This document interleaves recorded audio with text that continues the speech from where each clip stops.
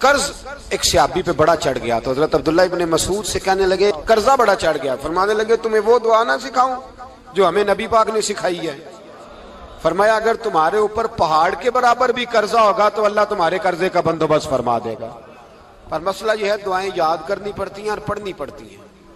یاد کرنی پڑتی ہیں اور ہم ہیں تعویذ پہ لگے ہوئے کہ کچھ لکھ کے دے دیں تاکہ باندھ لوں. دعا سکھائی نبی پاک نے کیا فرمایا اللہم اکفنی بحلالک عن حرامک واغننی بفضلک عمن سواک.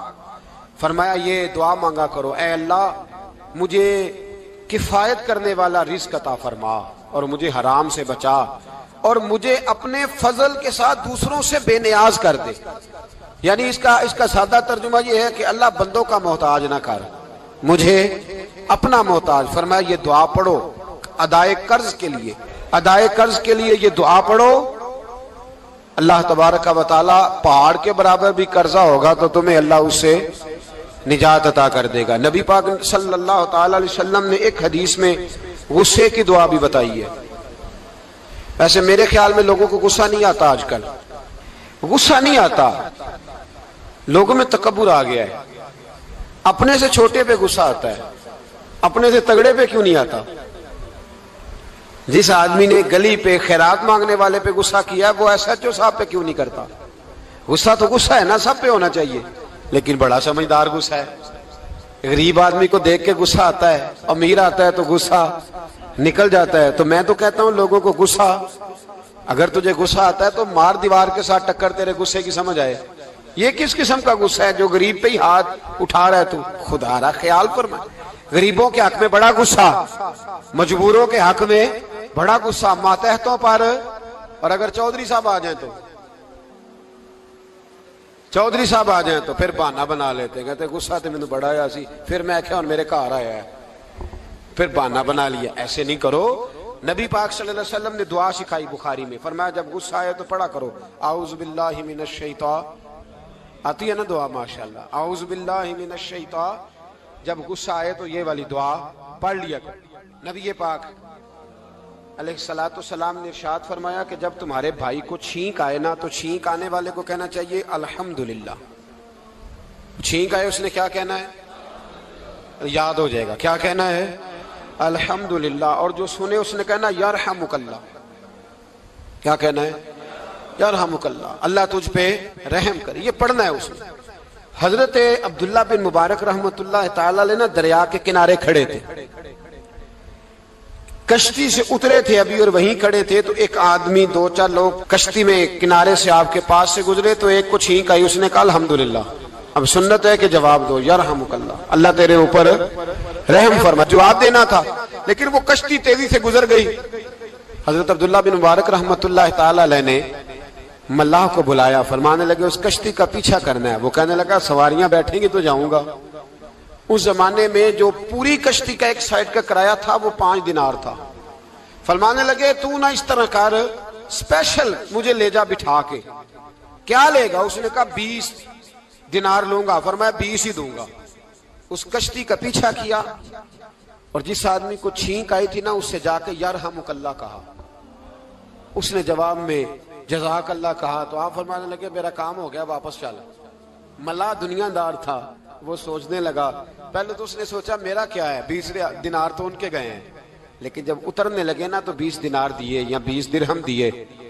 تو وہ کہنے لگا حضرت جی صرف ایک لفظ کہنے کے لیے آپ نے اتنا پیسہ خرچ کر دیا. فرمایا لفظ کہنے کے لیے نہیں, اپنے مصطفیٰ کی سنت ادا کرنے کے لیے, اپنے نبی پاک علیہ السلام کی سنت ادا کرنے کے لیے. یرحمک اللہ, اللہ تیرے اوپر رحمت کرے. کس طرح کا خوبصورت انداز سکھایا. دیکھیے ایک حدیث ترمذی شریف میں نبی پاک صلی اللہ علیہ وسلم نے فرمایا کسی بیمار کو دیکھ کے یا کسی مصیبت میں مبتلا آدمی کو دیکھ کے تم یہ دعا پڑھ لو تمہیں کبھی وہ مصیبت نہیں آئے گی. کیسی خوبصورت دعا ہے. کسی مصیبت زدہ کو بیمار کو دیکھ کے پڑھو تمہیں کبھی وہ مصیبت. الحمدللہ الذی عافانی مما ابتلاک بہ وفضلنی علی کثیر ممن خلق تفضیلا.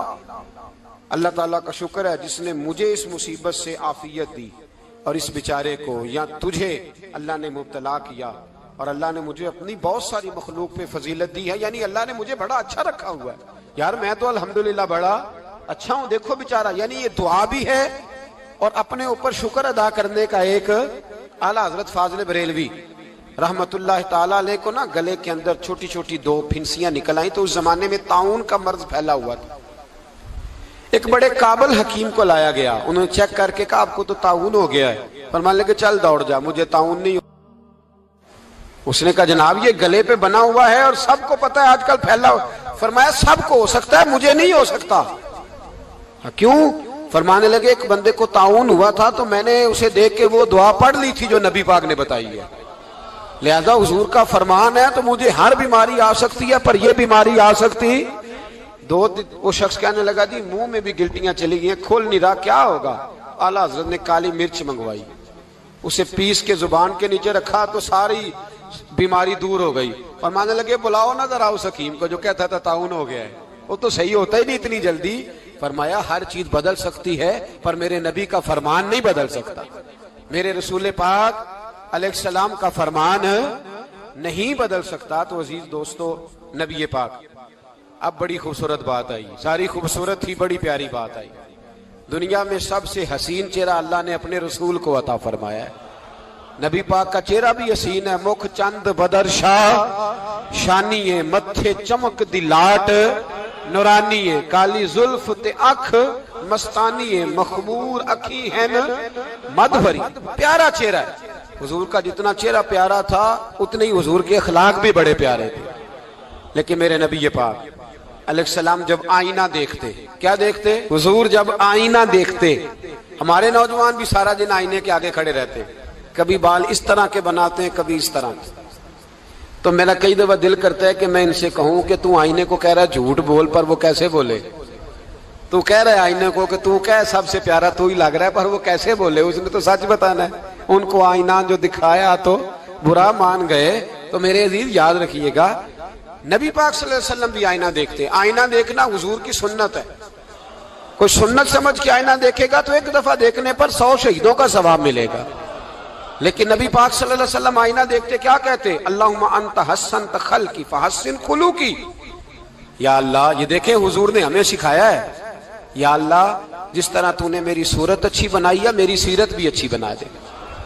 یہ ہمیں سکھانے کے لیے دعا، یا اللہ جس طرح صورت اچھی بنائی ہے، جس طرح تو کہتا ہے نا اس دفعہ اس وقت دیکھ لو کپڑوں پہ کوئی داغ نہیں، تو دعا کیا کر باطن کے بھی اللہ داغ دور فرما دے، یہ والا سارا معاملہ بھی ٹھیک ہو جائے۔ آخر کی طرف آتا ہوں، فرمایا جب کھانا کھانے لگو تو دعا مانگو، اور ایک روایت میں فرمایا یہ دعا پڑھ لو، کھانے میں زہر بھی ہوگا تو تم پہ اثر نہیں کرے گا۔ کھانے پہ، ایسے میں بڑی تکلیف سے کہتا ہوں کہ آج بھی ہمیں کہنا پڑتا ہے کہ بہت سارے لوگ ایسے ہیں جو ابھی بھی کھانے سے پہلے بسم اللہ نہیں پڑھتے۔ یار بڑے افسوس کی بات نہیں، بڑے افسوس کی۔ حضور نے دعا سکھائی، میں یہ دعا پڑھو گے تو زہر بھی ہوگا تو اثر نہیں کرے گا۔ بسم اللہ الذی لا یضر مع اسمہ شیء فی الارض ولا فی السماء یا حی یا قیوم، جس کی برکت سے زمین و آسمان میں کوئی چیز بھی نقصان نہیں دیتی، اور اے اللہ اے ہمیشہ زندہ رہنے والے اور قائم رہنے والے۔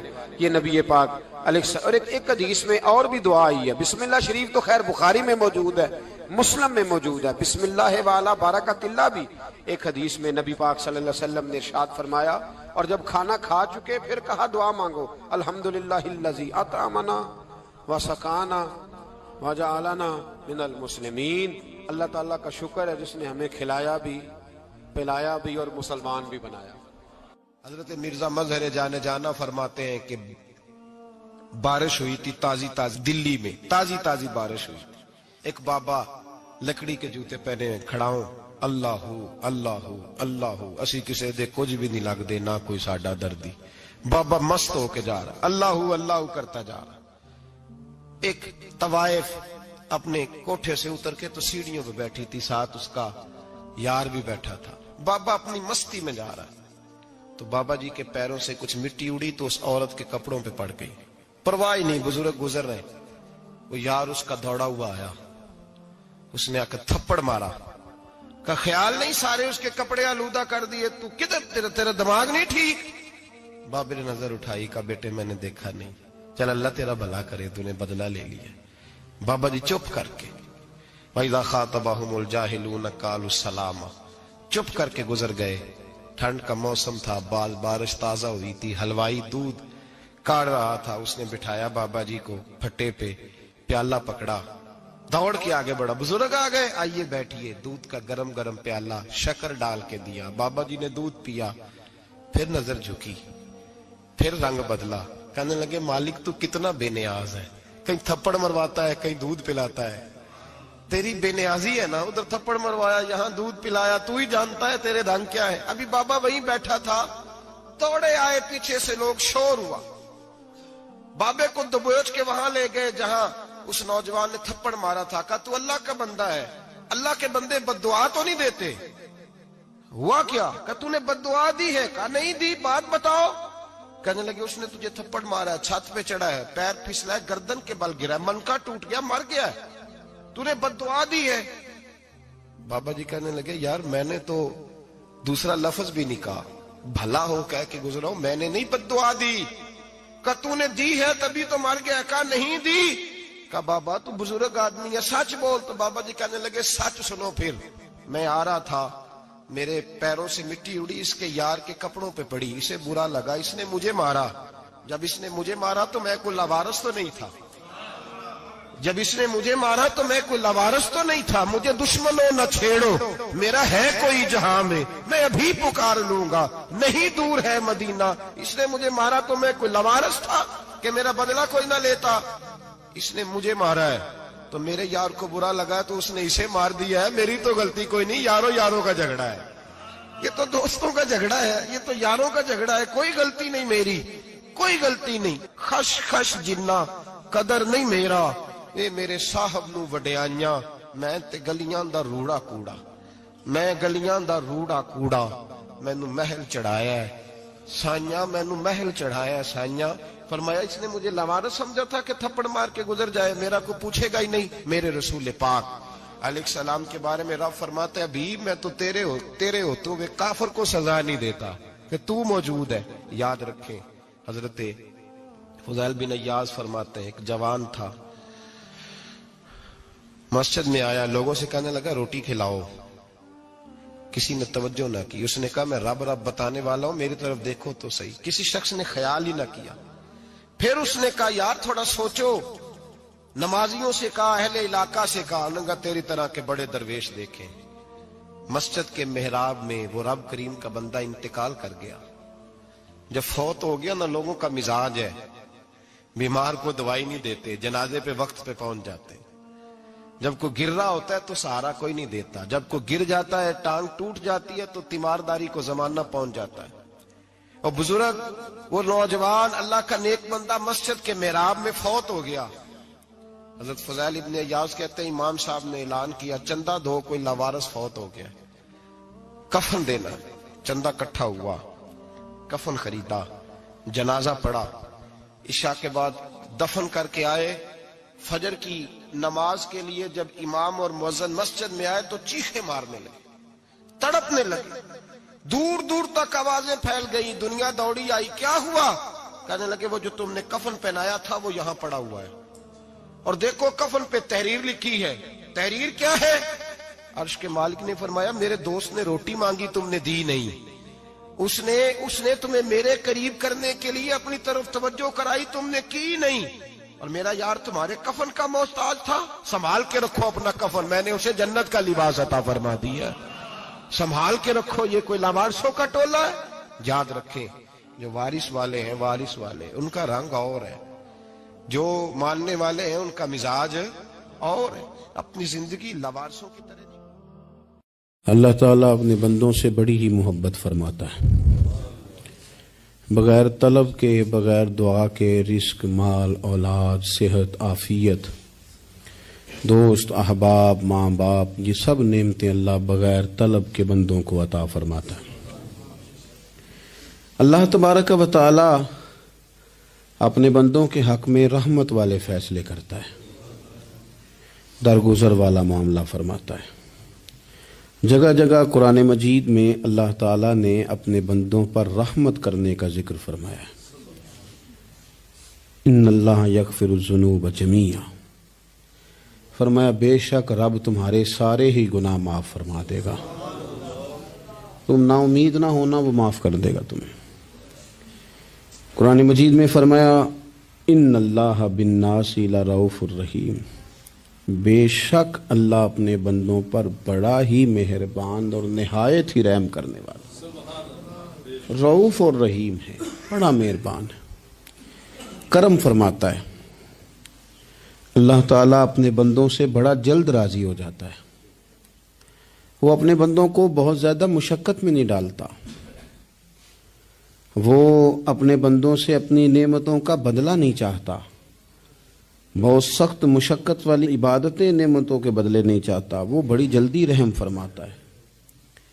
ماں پیار کرتی ہے اپنے بچے سے، لیکن وہ ناراض بھی ہو جاتی ہے بعض چیزوں پہ، بعض معاملات اس کا دل بھی دکھاتے ہیں، بعض جگہ وہ رو کے یہ بھی کہتی ہے کہ تو نے میری محبت کا کوئی نتیجہ نہیں مجھے دیا، میری ساری کمائی تو نے ضائع کر دی۔ والد بہت ساری جگہوں پہ ناراض ہوتا ہے، شکوہ کرتا ہے، کہتا ہے میری بیماریوں کی، پریشانیوں کی، بڑھاپے کی، کمزوریاں کا سبب بیٹے تو ہی بن گیا، یہ ساری تکلیفیں تو ٹھیک ہو جائیں تو میری شاید عمر بھی بڑھ جائے، صحت بھی ٹھیک ہو جائے، میں زیادہ دیر جوان رہ سکوں۔ ناراض ہوتے ہیں ماں باپ، اسی طرح ماں باپ راضی بھی ہو جاتے ہیں، وہ بڑی جلدی راضی ہو جاتے ہیں۔ میں اکثر کہتا ہوں کہ والد کو راضی کرنے میں 5-7 منٹ لگ جاتے ہیں، اماں تو 1.5-2 منٹ میں راضی ہو جاتی ہے، ابا جی کو 5-7 منٹ لگتے ہیں، کئی دفعہ کہنا پڑتا ہے، کوئی دلائل دینے پڑتے ہیں، لیکن والدہ کے لیے تو کچھ بھی نہیں، آپ نیرا جا کے پیروں میں بیٹھ ہی جائیں، کچھ بھی نہ کریں، آپ پورا روئیں، نہ رونے والا منہ ہی بن جائے تو اماں تو نرم ہی نرم ہے، جس وقت جو مرضی آپ کرا لیں ہو گیا۔ اللہ تبارک و تعالی بلا مثال و بلا تشبیہ سمجھانے کے لیے عرض کرتا ہوں، اللہ بھی بعض معاملات میں اپنے بندوں سے ناراض ہو جاتا ہے، وہ کہتا ہے میں تکبر کرنے والوں کو پسند نہیں کرتا، وہ کہتا ہے فسادی پسند نہیں ہے، وہ فرماتا ہے کہ راہوں میں کجی کرنے والے پسند نہیں ہیں، وہ فرماتا ہے کہ بدعہدیاں کرو گے تو میں صبح قیامت تم سے سوالات کروں گا۔ اللہ تبارک و تعالیٰ بہت ساری چیزوں کو ناپسند کرتا ہے، ناراض ہو جاتا ہے، بلکہ نبی پاک صلی اللہ تعالی علیہ وسلم نے فرمایا تم بات کرتے کرتے کوئی ایسا جملہ بول دیتے ہو کہ رب اتنا ناراض ہوتا ہے کہ تمہیں پتہ بھی نہیں ہوتا، تمہارے لیے جہنم کا فیصلہ کر دیتا ہے۔ اس لیے پہلے تولو پھر بولو، خود اپنے لفظوں کی تو تم پہرے داری کرو نا کہ میں کیا کہہ رہا ہوں، کوئی ایسا جملہ، کوئی ایسی بات وارث شاہ مان کری نہ وارثاندہ، کوئی ایسی بات نہ تمہاری زبان سے نکلے۔ اور حضور یہ بھی فرماتے ہیں کہ اس کا دوسرا پہلو بھی ہے، بعض اوقات تم بات کرتے ایسا جملہ کہتے ہو وہ اتنا راضی ہوتا ہے کہ تمہارے لیے جنت کا فیصلہ فرما دیتا ہے۔ مسلمان کو اب یہ حکم ہے، اس ساری گفتگو کا نتیجہ یہ ہے کہ وہ اپنے جذبات پر، خیالات پر، نگاہوں پر، زبان پر، کانوں پر تھوڑی توجہ دے، بے لگام نہ بنے، بے ترتیب نہ بنے، جو طبیعت میں آئے کر نہ گزرے، تھوڑا سا نہ سوچے سمجھے اور تھوڑا سنبھل کے چلے، کبھی ان کاموں کی طرف نہ جائے جن سے رب ناراض ہو جاتا ہے،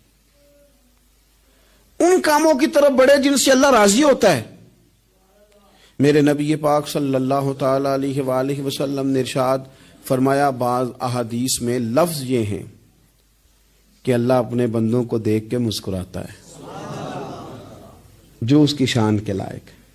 جس ترتیب سے ہم مسکراتے ہیں، جس ترتیب سے ہم روتے ہیں، جس ترتیب سے ہم کسی بات کا اظہار تشکر کرتے ہیں، خدا ان باتوں سے پاک ہے۔